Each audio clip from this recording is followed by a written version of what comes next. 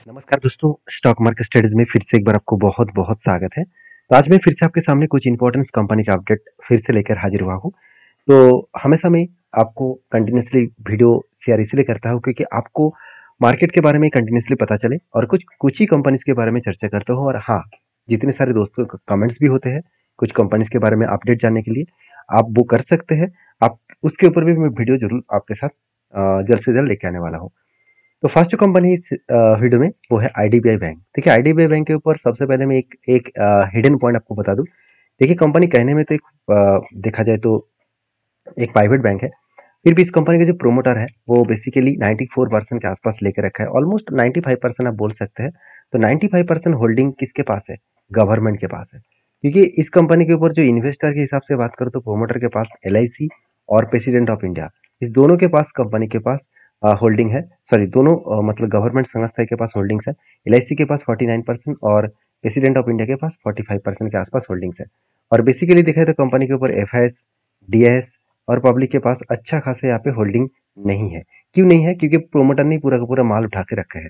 हाँ, एक बात मैं आपको बता दूं, कंपनी जल्द से जल्द आप कंपनी के ओएफएस आने का चांसेस है, क्योंकि ओएफएस के माध्यम से ही कंपनी के प्रोमोटर का जो होल्डिंग्स है उसको बेचना पड़ेगा। क्योंकि प्रोमोटर, आप कहेंगे सर प्रोमोटर क्यों माल बेचेंगे अगर कंपनी अच्छा चल रहा है तो? देखिए, सेबी के रूल्स के हिसाब से किसी भी कंपनी के पास, किसी भी कंपनी का होल्डिंग प्रोमोटर के पास 75% से ज़्यादा नहीं होना चाहिए। तो कंपनी के पास कितना होल्डिंग है? 95% के आसपास। तो ऑलमोस्ट ऑलमोस्ट देखा तो 20% के आसपास होल्डिंग जो है इसको बेचना पड़ेगा। तो सोचिए, 20% होल्डिंग अगर बेचे तो एक बड़ा मौका मिलेगा। तो यहाँ पे क्वेश्चन ये है कि कंपनी ओएफएस क्यों लेके आएंगे? सॉरी, ओएफएस तो लेके आएंगे, ये तो बात समझ में आ गया। तो ओएफएस अगर लेके आएंगे तो फायदा पब्लिक को और इन्वेस्टर को किस तरीके से मिलेगा? देखिए, मान के चलिए कंपनी का शेयर प्राइस, एक एग्जांपल दे रहा हूँ, अभी शेयर प्राइस कितना है? मान के चलिए 90 रुपीज। तो मान के चलिए कल के दिन, मतलब इस नेक्स्ट मंथ में ओएफएस आपको दिया जा रहा है। तो अभी से आपको अपडेट दिया जाएगा कि नेक्स्ट मंथ में ही 15 तारीख को आपको ओएफएस मिलेगा। एक एग्जाम्पल दे रहा हूँ, इसको सीरियसली मत लेना क्योंकि मैं एक एग्जाम्पल दे रहा हूँ।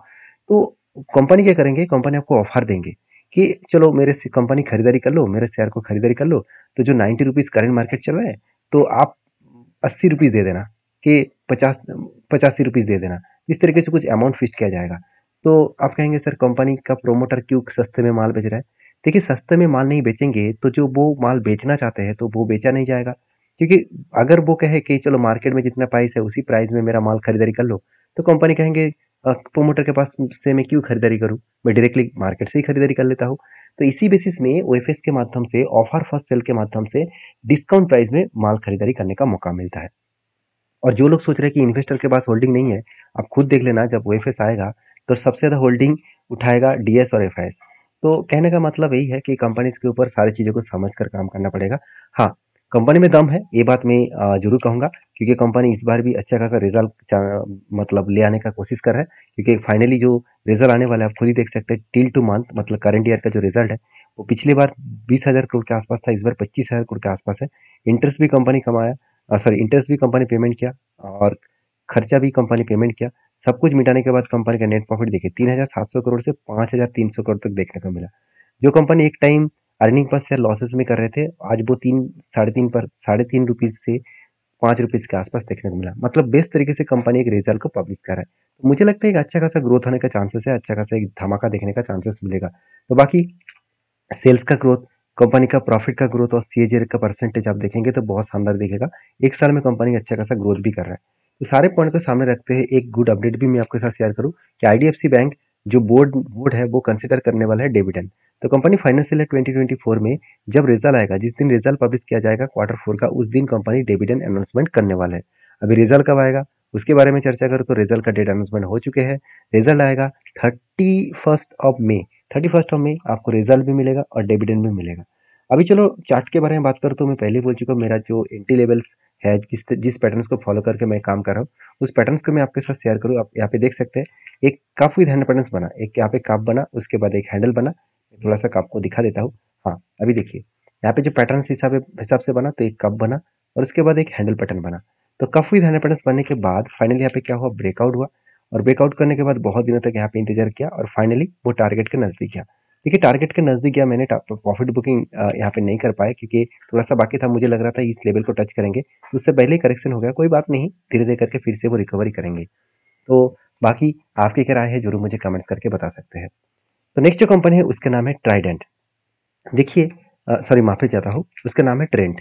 देखिए ट्रेंट के ऊपर मुझे एक पिछले दिनों में एक दोस्त ने मुझे कमेंट्स किया कि सर मैं बिगिनर हूँ और ट्रेंट के ऊपर मैंने हाई लेवल में एंट्री करके रखा हूँ और अभी इसके ऊपर मैं क्या करूँ?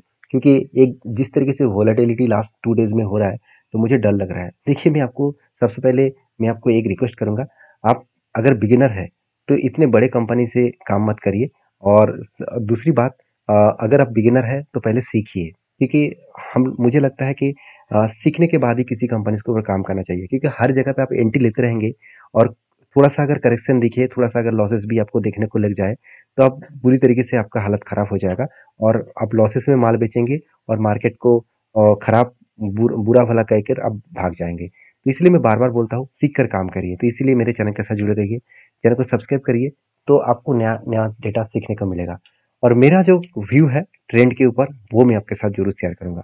देखिए ट्रेंड के ऊपर सबसे मैंने व्यू बता दूं कंपनीज के ऊपर जो रेंज बना, उस रेंज के हिसाब से बात करूं कंपनी के ऊपर एक शानदार तरीके से एक रेंज बना।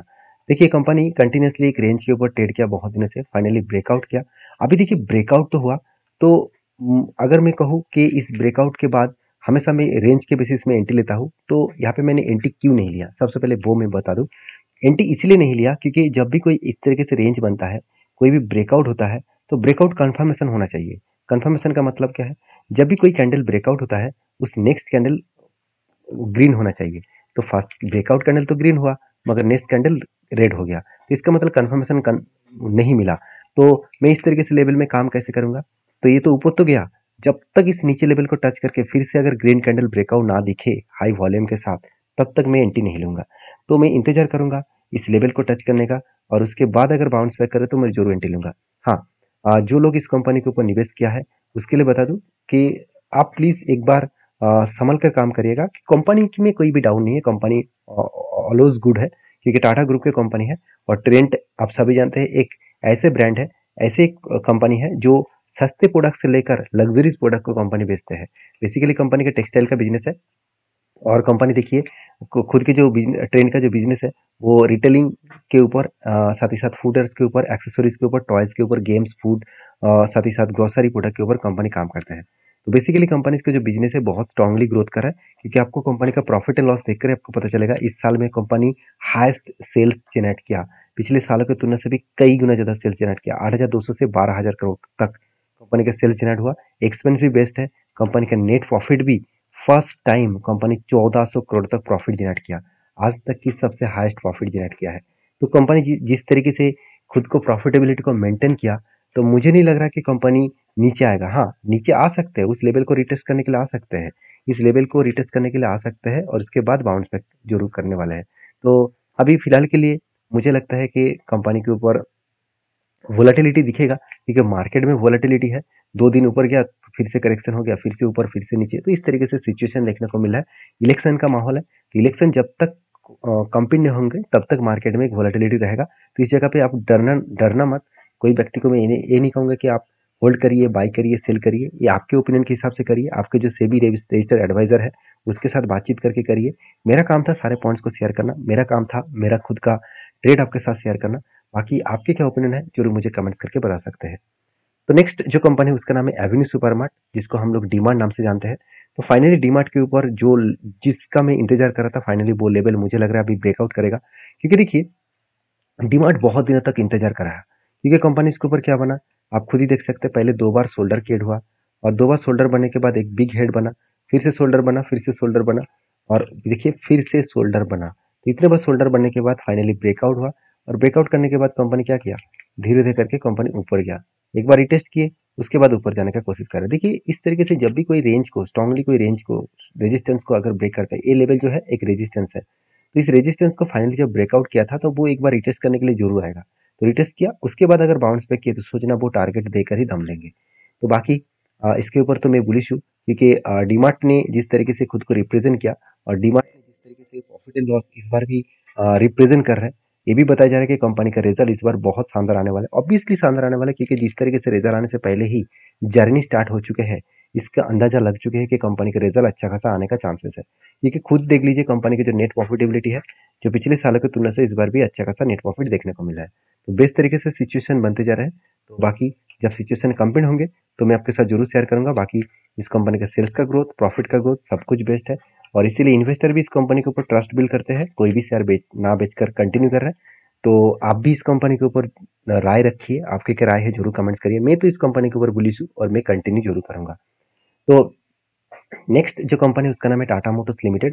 देखिए टाटा मोटर्स के बारे में बात करूँ तो कंपनी के ऊपर ज़्यादा कुछ बोलने का जरूरत नहीं है। टाटा मोटर्स एक हाई ग्रोइंग कंपनी अभी बन चुकी है, लगातार वो ग्रोथ करते चले जा रहे हैं। सर एक ही बात कहूंगा, टाटा मोटर्स ने इस बार जिस तरीके से रिजल्ट पब्लिश करने जा रहे हैं वो आज तक की सबसे हाईएस्ट रिजल्ट है। शायद इस रिजल्ट के बाद ही टाटा मोटर्स एक बड़ा डिसीजन लेंगे, वो है स्प्लिट देने का। कंपनी एक के बदले दो शेयर आपको स्प्लिट के हिसाब से देने वाले हैं। तो अभी तक डेट अनाउंसमेंट नहीं किया गया है, तो जब रिजल्ट आएगा शायद तब इसका अनाउंसमेंट होने वाला है। तो जब अनाउंसमेंट होगा तो मैं आपके साथ जरूर शेयर करूंगा। तो वीडियो में जानकारी अच्छा मिले तो प्लीज लाइक करना और दोस्तों के साथ भी शेयर करना। मिलते हैं नेक्स्ट वीडियो में, तब तक के लिए धन्यवाद।